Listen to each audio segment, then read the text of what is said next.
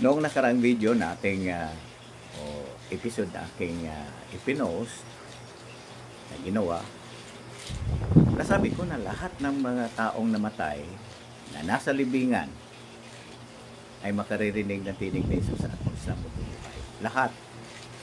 Mabuti, matuwid, o masunuring sa Diyos mang tao, o kaya'y masama, muling mabubuhay. So, maaaring maisip na isa, baka naturuan sila na turo na kapag ang masama ay nakagawa ng kasalanan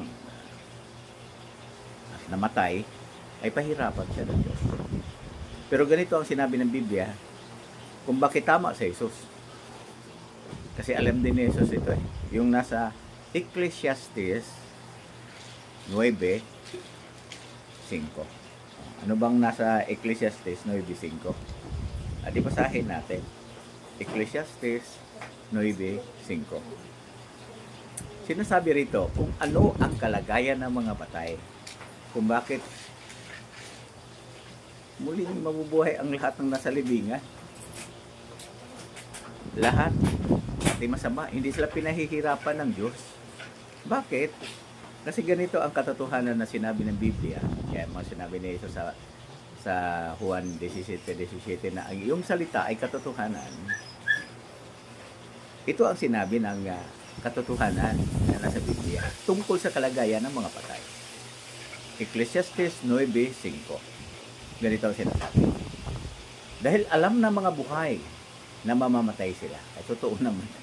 Tayong mga buhay ngayon, alam natin darating ang panahon, mamamatay talaga tayo. Either sa katandaan o sa anumang kalagayan. Talagang namamatay tayo. Kakasakit man. Yung kasunod na salita, sinasabi ko. Pero walang alam ang mga patay. Wala na rin silang tatanggaping gantimpala. Dahil lubusan na silang nalimutan. Walang alam ang mga patay. So, hindi ba, hindi mo pwedeng pahirapan ang isa na wala nang alam.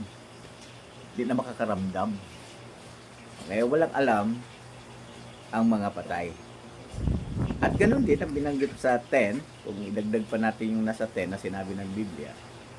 Ano man ang pwede mong gawin, Ecclesiastes 9, yes, kanina kasi 5 yung binasa natin.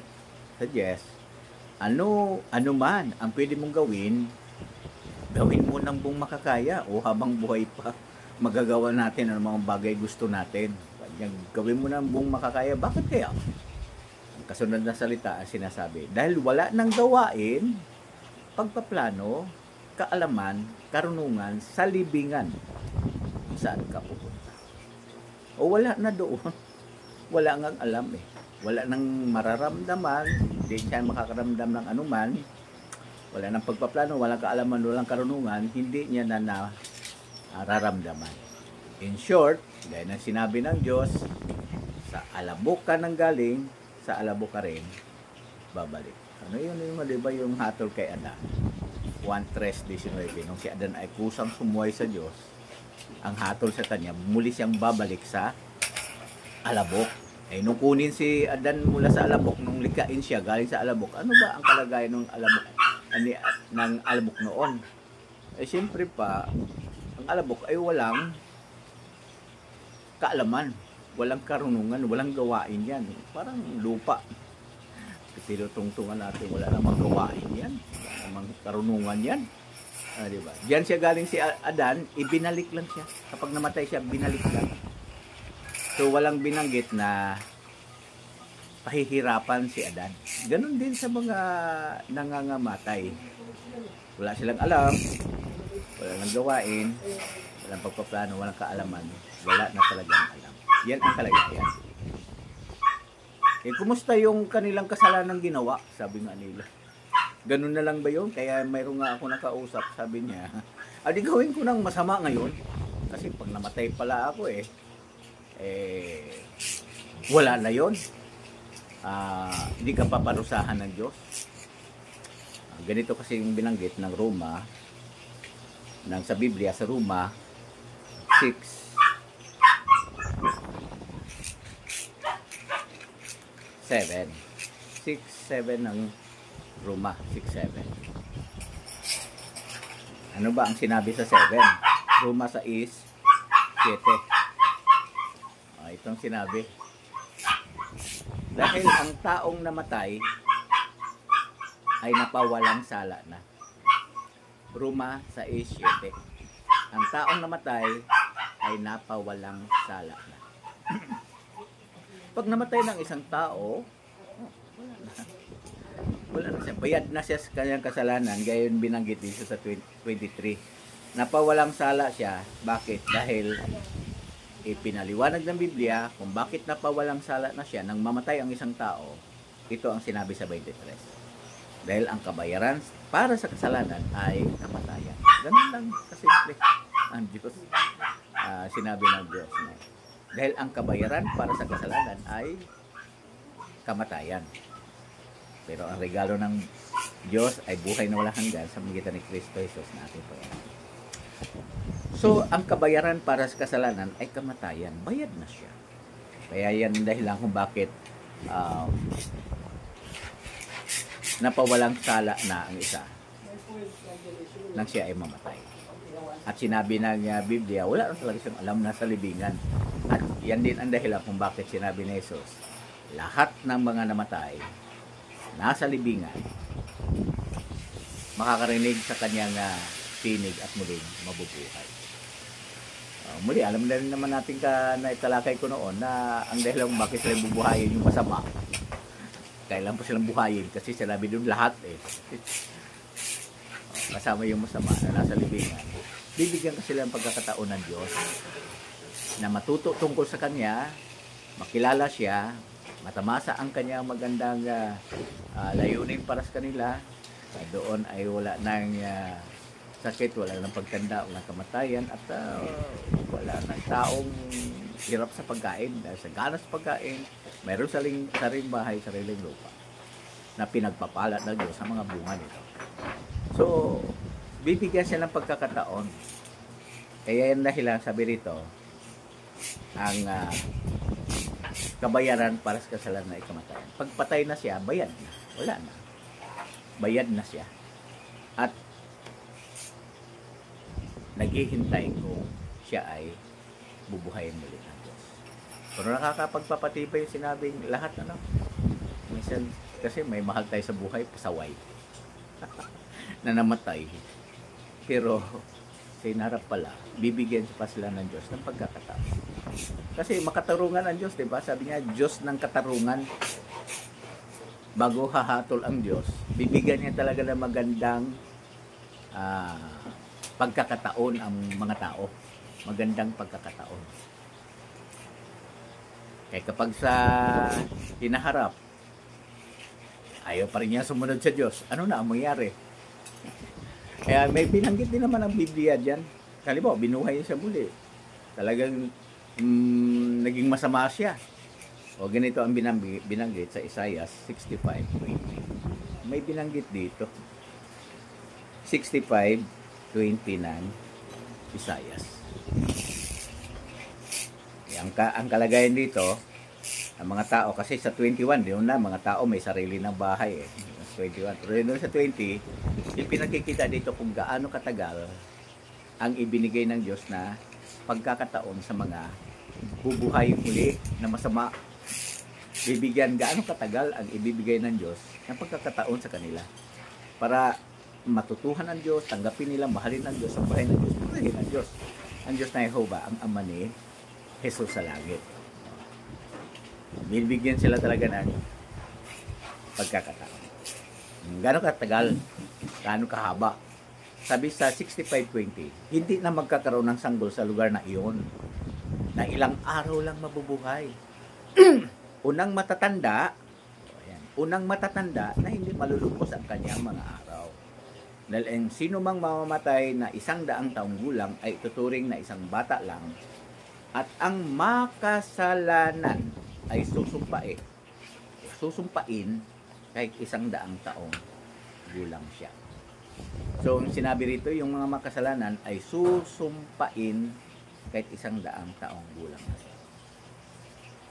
So, ang setting dito, ito yung mga nabuhay na sa isang perpektong kalagayan. Napakaraming pagkain, paraiso na siya. No, walang reklamo mga tao, andun na lahat ng pangangailangan. Pero sabi rito, makasalanan pa rin.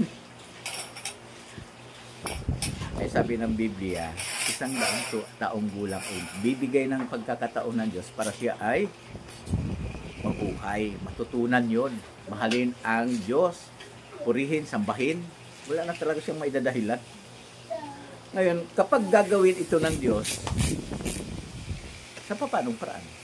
Ito yung hindi nasagot ng isang tao na nakausap, na nagyayabang sa harap ng maraming mga tao na nakikinig. Na 5 beses niya nang nabasa ang Biblia.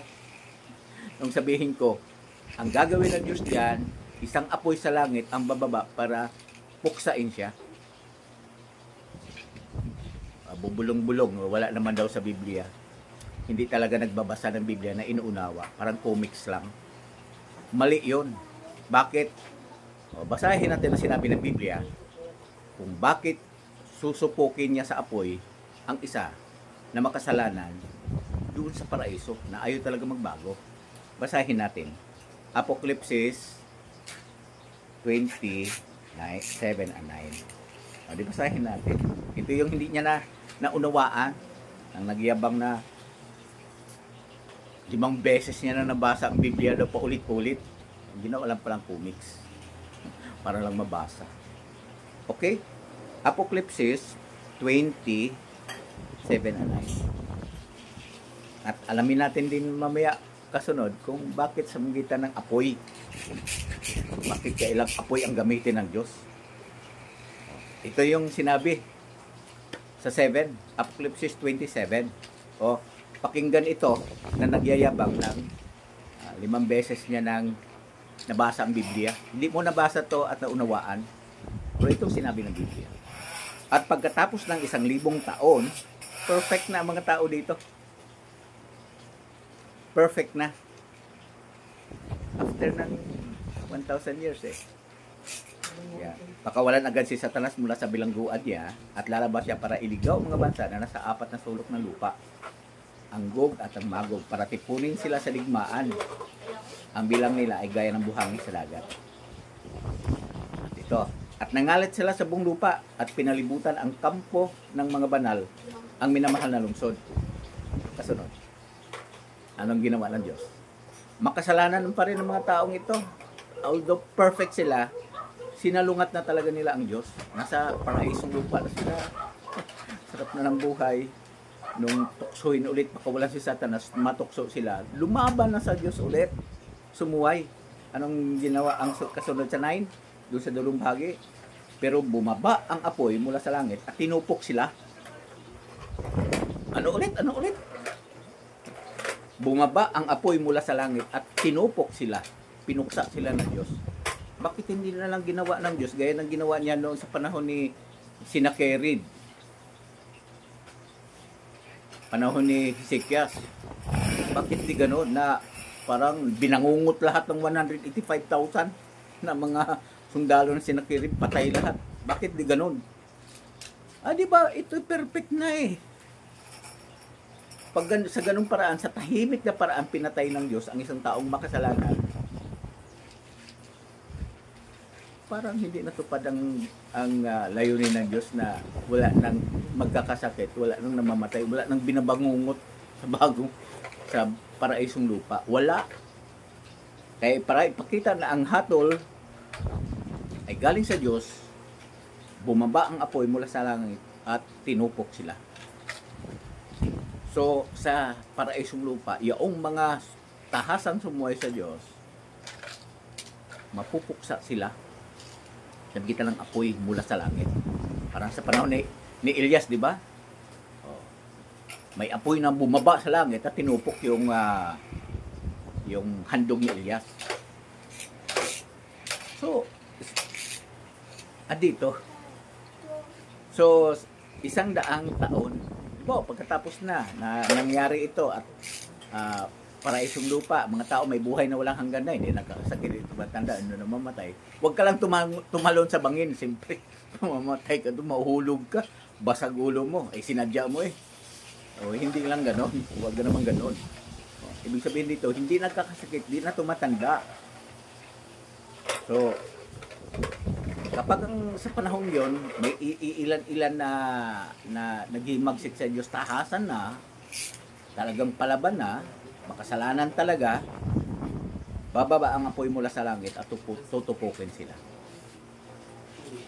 So, nakita natin ang punto. Una, bubuhay muli ng Diyos ang lahat ng, sa magitan ni Jesus, ang lahat ng mga patay na nasa libingan. Kasama yung masasama, at ang masasama, nasa libingan sila, walang alam, walang malay. Gaya na sinabi ni Adan, ng Diyos sa kay Adan, sa alabok ka nang galing, sa alabok ka rin, babalik. Kaya ang alabok, walang alam. Ganon.